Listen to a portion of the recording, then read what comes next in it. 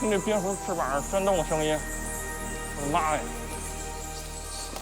因为蝙蝠主要发出的这是超声波，超声波人耳是听不见的，但是我们现在听到的是它能被我们听见的那一部分，所以实际上这个洞穴会比我们听到的要喧闹好几倍。哇，已经有屎落在我的眼睛上了，落在我脸上了。蝙蝠粪就像下雨一样从上面滴下来，在光线里都能看到。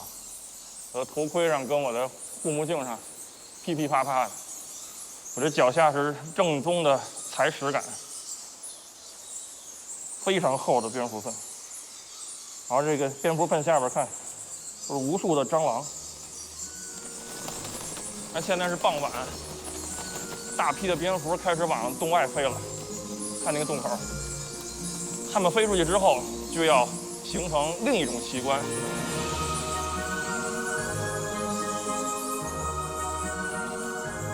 蝙蝠先在洞口上空绕圈群飞，之后排成长蛇阵，飘向森林。集群可以降低自己被天敌捕食的概率。这里有一种猛禽叫食蝠鸢，每天傍晚都会冲向这片黑屋，抓住几只倒霉的蝙蝠。